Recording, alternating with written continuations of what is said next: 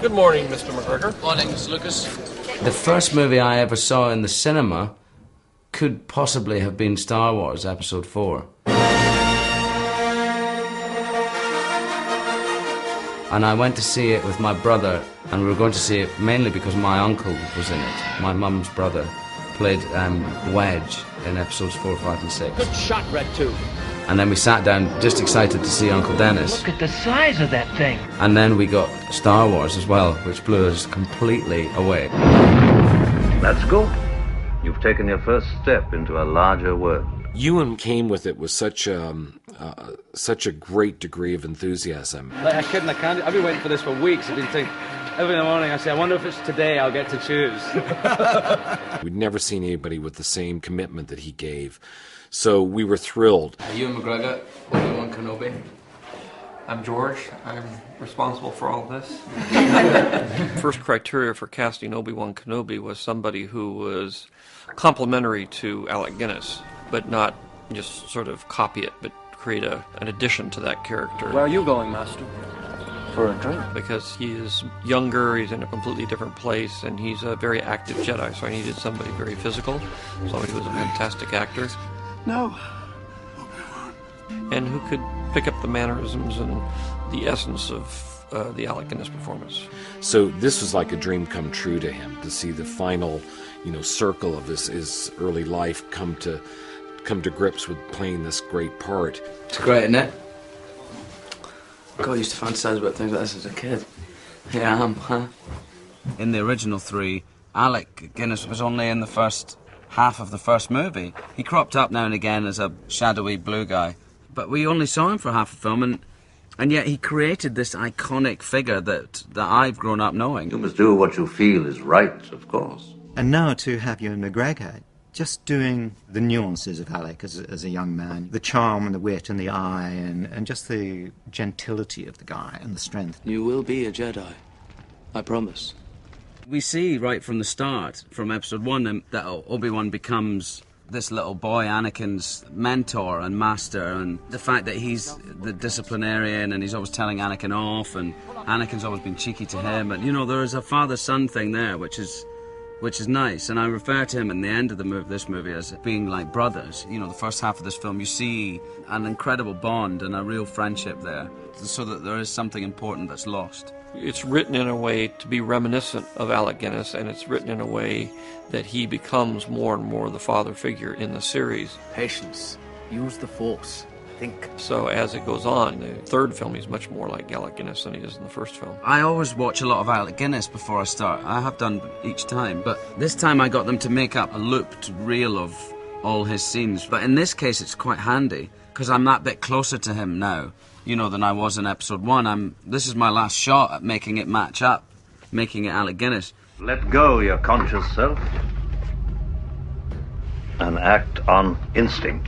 It's been more important this time than the others to get an Alec Guinness feel and look. But this time we had to kind of match it more physically as well. So I have done Photoshop composite where I try to take Ewan and turn him into Alec. They have almost identical eyes. They have the same grooves here. The mouths are in exactly the right place. They say this triangle is the most important thing and it defines your character. And on the two people, their characters, that triangle is exactly the same. So I think my hair's quite like Alec Guinness's, and it's no longer a mullet, which I sported beautifully in Episode 2. Which I've now passed on to Hayden. He now carries the mullet flame, through Episode 3. Is he wearing a big Jedi mullet? Yep. Top man. But the continuity in Alec Guinness's look is absolutely all over the place. That looks like someone else pretending to be Alec Guinness. Yeah. It looks like the whole hairpiece is just swiveled. What hairpiece? Not that he was wearing a hairpiece. Alec Guinness didn't wear a hairpiece. Sometimes his hair's here, sometimes it's down here, There's not a great deal of continuity going on there.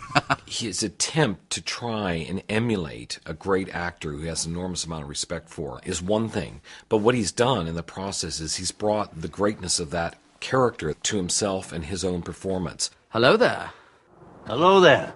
There is a phenomenon in Star Wars that was built in when I started, which is I was hiring actors sometimes for 10 years, and I was hiring them very young. So I was able to use their maturity over the years as part of the character. In the case of Ewan, he starts out as a Padawan learner, and then he ends up as a very sophisticated Jedi Master. And as he's grown into the part, he's gotten even better at the physical aspects of the character, between the films as they grew older. Cut. Well, that was good. One of the greatest pleasures I get is seeing that somebody can do something, even if they don't think they can do it themselves. But I think through doing this, he's become way more physical and way more capable than he ever was. And that's one of the main reasons why I do it, is seeing somebody reach their maximum potential and then go on from that. That's good. Yeah. That's about good. I think Ewan realizes that he, on this particular set, was one of the older characters in the group, and therefore he was the big brother. He was the one that was sort of controlling the group in some cases because he had the most experience, which is very much in the nature of his character. But he would keep things lively and happy and not let people get too dragged down by the day-to-day operations of the movie, which is, what a big brother does. What also contributes greatly to the performance is working with other actors. And if you can work with a good receptive actor and a giving actor who's on the other side of the camera, then your performance benefits greatly. And working with Ewan has been exactly like that. What you notice with Ewan is his total involvement in everything that he does. He's completely involved, goes straight into it. That's what it's all about. I've still never met anyone like Ewan. He's so committed to what he does.